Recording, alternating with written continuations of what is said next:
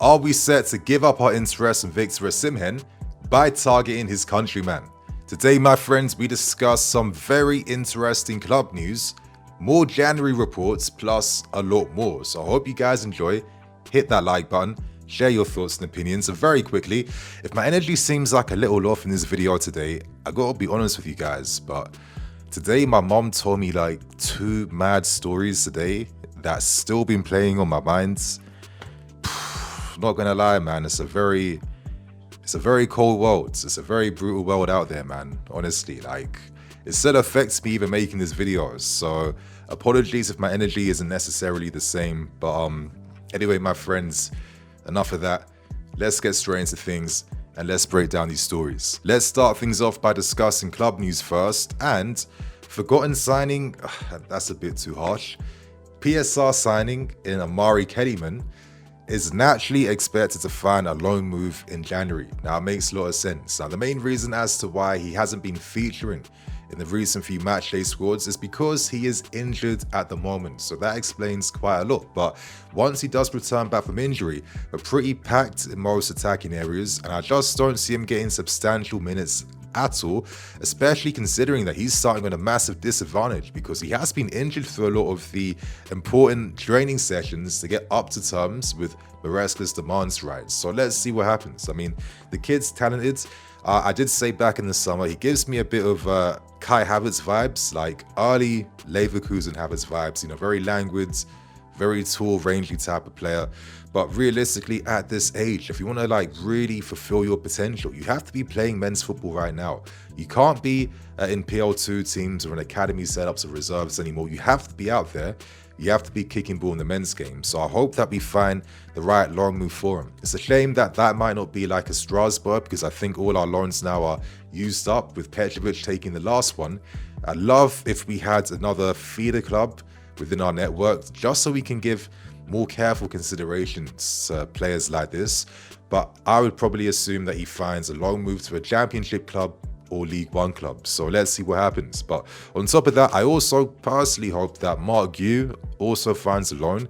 He did show some promise in pre-season in terms of his mentality more than anything. I think right now, with Nico asserting himself and Kunku showing that this guy is going to be causing a lot of tactical headaches for Maresca, he's really falling down the pecking order to the point where he's not even starting in these Conference League games. He's coming on as a sub, and at this age, you need minutes.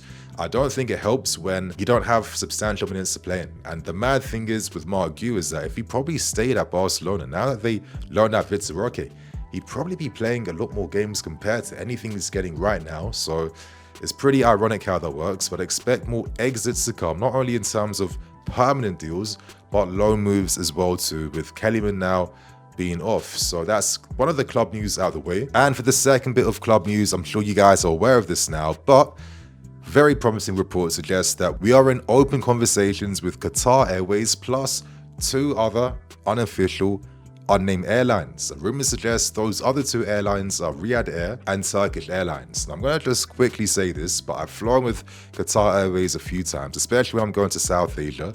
Normally there's a drop-off at Doha, and I have to say I really like the flights. Lots of room, very spacious. My flights don't really feel like they're 7 hours, and I think that's normally a good thing when you're doing long haul like this, right? So I think it's really interesting. I mean, recently Qatar Airways struck a massive deal with the Champions League, 70 mil a year deal. So don't expect anything substantial like that with us, but I'd imagine that it will be something respectable. And I'd hope that we'd take maybe like a little hit, considering we don't have Champions League football, because I think the brand of Qatar Airways is that strong, is that good.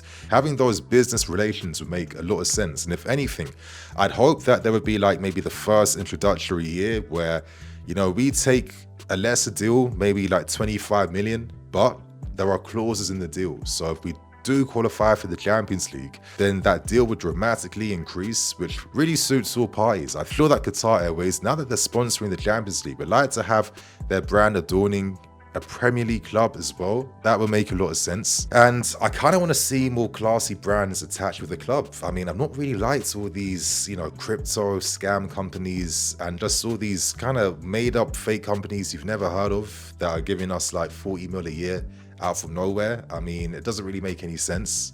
I get how the game works, but It doesn't really add up. And maybe I'm old-fashioned, but I want to go back to days where we have established companies and brands like your Samsungs, Yokohama's, Autoglass. I guess I'm showing my age with that one, but I want to see more of that because I think we're a classy club. We're right in the heart of London as well too. And I do think that as long as we perform on the field and on the pitch, we will have a host of luxury brands wanting to align with us because we fit their criteria and we fit their brand. So it's nice that positive discussions are ongoing. It's really big that we secure this because it's kind of crazy to think that for the second year in a row, we're starting the season without a front of shirt sponsor. Personally, from my own fan point of view, I like that. I do like shirts without a sponsor on. But you guys are seeing the mock photos. I mean, Qatar Airways does kind of complement the kit, right? So that's the sponsor news out the way. That's really promising. Hopefully something big comes from this. And for the third big story, we turn our attentions to Victor Boniface because we're learning from a host of reports from Nigeria, from Germany, and from England that we have kind of started to turn our attentions to Boniface. Now, let me explain this whole story before any of you cynical guys start dismissing and writing this story off. But currently, he is on the list of striker targets we are keeping our eyes out on. And many reports have confirmed the fact that we have sent scouts in attendance to watch his games live. Now, this is normal in football. This isn't something unusual. And Boniface was someone that we showed interest in from last year as well too. So he has been on the radars, and it does make sense that we intensify our scouting around him. Now, reports mention that recently we watched the thrilling game between Leverkusen and Wolfsburg where Boniface actually scored an injury time winner very closely. And when you're getting confirmed reports of scouts in attendance, it does really pave the way for, a story that is pretty factual and a story that has some legs behind it, right? So, let's see what happens there. I think it's kind of interesting that we are still assessing another striker. I guess if we were to do so, you're going to target someone that costs less money than Victor Osimhen, right? Obviously, the finances in terms of the package wasn't making sense in the end for all parties, hence why he's now found himself at Galatasaray. Things didn't work out how we hoped it would, but to be fair, I don't think that we have faced many consequences for missing out on Osimhen. If anything, Nico Jackson now has really shown even more. He's really showing what it's about. And Nkunku is one of the best, if not the best finisher here, who's dying to be starting games to really influence them for us. And we have goals from many different positions in attack right now. So I think to myself, if we were able to sign Osimhen, it feels like that would be too greedy, man. I mean, incredibly greedy. Nico's not getting minutes, and Nkunku would be like right in the bottom of the pecking order. I don't see how Maresca could balance all that quality out together, in my opinion. And realistically, could you argue, would Osimhen have the same amount of goals that Nico and Nkunku have right now? Most likely not. Adding another striker to the depth of talents we have for this season, knowing the fact that Paez, Esteval Willian are coming next season. As I said, man, it feels a bit too greedy. And think about it like this. Imagine if the club's plans to sign another striker these past two windows came to fruition. Imagine if Nico Jackson got 50%, 40%, 35% of the minutes that he's actually got now that we haven't signed a striker. Nico wouldn't be anywhere where he is right now. He just would not be there. And he's probably a player that is frustrating fans because he doesn't have access to minutes to accelerate his development, right?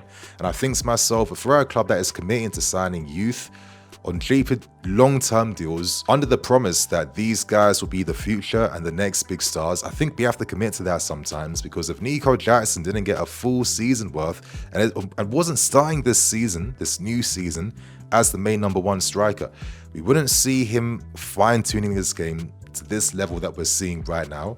And it's a reminder to have patience in development and allow players the time to grow and improve. So listen, Nico's showing that potential right now, and I'd personally think we're more than fine with him in Nkunku and you as third choice for now. But Boniface is someone to watch out for. In a recent interview, he revealed that his manager and Xabi Alonso has told him to liken his game to Drogba. He's told him to study Didier Drogba. And I think it's pretty funny that, players like Arteta, Alonso, players that, fought and competed against Didier Drogba, see him in such high regards. They would have known exactly how much of a danger man he single-handedly was. And I find it kind of interesting how that old formidable Chelsea team back in the day is kind of like inspiring like the new generation of managers, right? So we must have done something right. But regardless, my friends, there's nothing wrong with scouting one of the top young forwards in Europe. I think Boniface is an excellent striker. Let's see if the story has more legs. It wouldn't surprise me if we continue to see more reports around strikers, because I know the club still actively like John Duran, and I'm sure a lot of them are regretting that they weren't able to strike a deal under £50 million. So that's the Boniface news out the way. Share your thoughts and opinions. And for the final story, we discuss a pretty interesting small report coming out from Italy involving Benoit Badiashile and Inter Milan expressing interest in striking a deal in the future. Now, the report reveals that Inter expressed some desire for Benoit this summer, but now that players like Stefan de Vrij and I think Francesco Kirby are getting older now and they're starting to show their legs, Inter must plan towards the future. They must rejuvenate their defense, and they feel like Benoit is an excellent figure to have at the back that could come at a very affordable fee, because even though we signed Benoit for 38 million euros, even though his contract expires in 2030, the report reveals the fact that Inter feel like a deal can be struck for between 20 to 25 million euros. Now, surely there must be like a sell-on clause, or this is like the fixed fee to start with and there's like additional add-ons.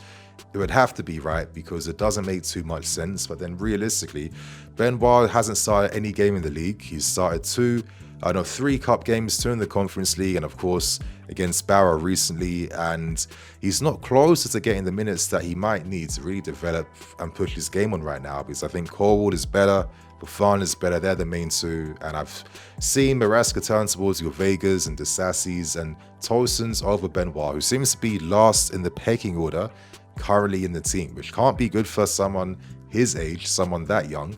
So it's very interesting to see what happens. But in my opinion, if I had to decide what to do, I'm keeping Benoit and I'm only selling him if the money's good.